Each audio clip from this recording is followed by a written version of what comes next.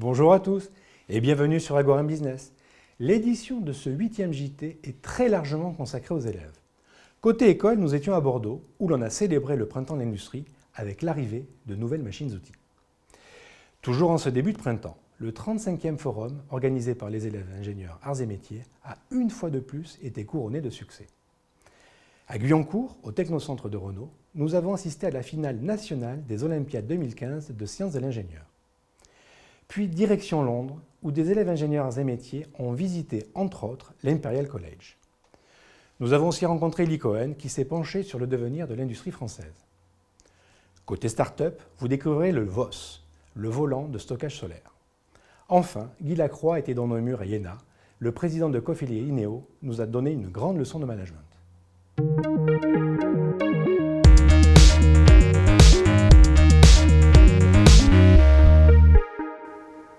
À l'occasion du printemps de l'industrie, le campus de Bordeaux a ouvert ses portes. Un atelier commun au lycée Kessler de Talence et aux arts et métiers vient d'être mis en œuvre. Ceci est la première étape vers un campus des métiers et des qualifications. Une expérience suivie de très près par le Conseil régional d'Aquitaine. Explication de son président Alain Rousset. En l'occurrence, les arts et métiers ont aussi pour tâche de tirer vers le haut. Et je pense que pour les industriels qui viennent ici voir ces séquences de formation, eh bien, quelque part, le discours un peu critique que le monde de l'industrie ou de l'entreprise a à l'égard du monde de la formation, voire à l'égard du monde public, comme un conseil régional, tombe d'une certaine manière. Parce qu'on voit qu'on fait le job, on investit, c'est de l'investissement. J'investis sur des machines pour former les jeunes. Et on forme les jeunes, c'est aussi de l'investissement pour leur propre devenir et pour les entreprises qui vont les recruter. Donc je crois qu'on est là dans un cercle vertueux. C'est le plus grand forum organisé en France par une seule école. Le Forum Arts et Métiers ParisTech rassemble chaque année plus de 150 entreprises et 4000 étudiants d'écoles d'ingénieurs et de commerce. Tous les secteurs d'activité sont représentés et l'ingénieur reste un profil très recherché. Immersion. D'abord, ce matin, j'ai inauguré ce salon avec l'école d'arts et métiers. On nous a parcouru un certain nombre de stands, en particulier ceux des sponsors. Et j'ai été tout à fait enthousiasmé par à la fois la variété des industriels qui sont présents, l'intérêt suscité auprès des élèves de notre école et peut-être même d'autres écoles, et surtout des messages que nous avons reçus de la part de ces industriels qui ont trait à la formation, qui ont trait au stage, qui ont trait en général même aux élèves et à leur cursus scolaire. Je pense que ce genre de contact direct entre des industriels dans un environnement universitaire avec les anciens et tout cet environnement est extrêmement riche et peut apporter régulièrement des améliorations quant à notre position sur le marché de l'emploi des ingénieurs, que ce soit dans le domaine des sociétés de haute technologie, dans le domaine du conseil, dans le domaine de la fabrication, de l'entretien, du soutien ou du développement. Je pense que c'est extrêmement intéressant d'avoir ce genre d'opération et la Société des ingénieurs arts et métiers qui soutient régulièrement cette opération est totalement enthousiaste de la soutenir chaque année.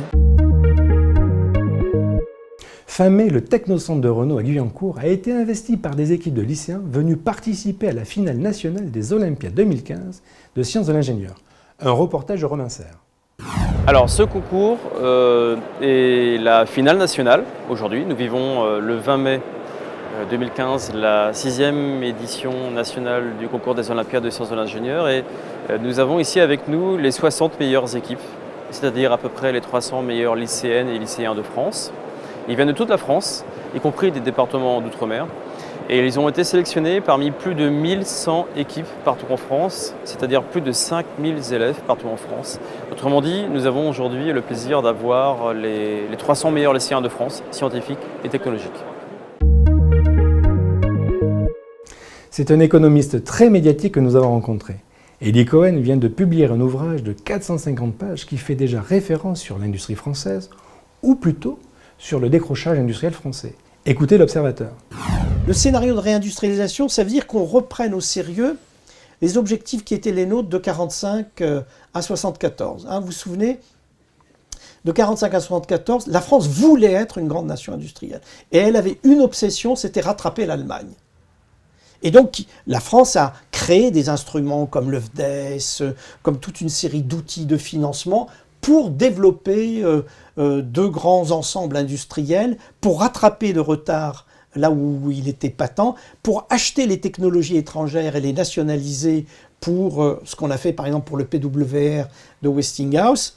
Et donc, c'est un effort délibéré pour promouvoir et développer l'industrie. Alors bien entendu, pas l'industrie de papa, l'industrie nouvelle que nous avons déjà évoquée. Le Apple français. Le Apple français, le Tesla français éventuellement, etc. Et ça, un pays qui a une excellente école mathématique, qui a d'excellentes écoles d'ingénieurs, etc., a priori, et puis qui a une très grosse épargne, a priori, il a les atouts nécessaires pour faire cela.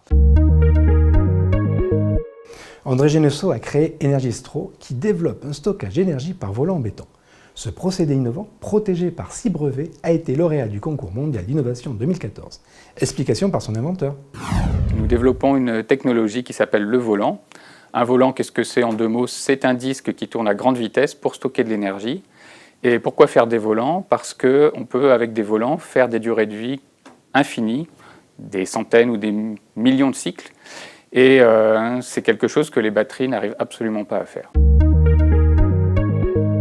Un groupe du Club Finance de l'Union des élèves arts et métiers est parti en voyage d'études à Londres. Si la City et les métiers de la banque assurance étaient au programme, nos élèves ingénieurs ont fait un détour par l'Imperial College London pour y retrouver des camarades qui y poursuivent leurs études. Allez, reportage. C'est vraiment un gros business de la recherche. C'est-à-dire que c'est une université très professionnelle. Il récupère énormément de financement au niveau national, au niveau international. Et donc, ils ont des budgets très très conséquents. Et en même temps, ils forment très tôt leurs chercheurs à récupérer de l'argent, à apprendre comment networker. Il y a énormément de cours à l'Imperial sur comment monter son propre groupe, comment récupérer de funding. Ils ont beaucoup de cours de développement personnel. Et donc, c'est vraiment très professionnel. C'est vraiment un établissement de recherche très professionnel.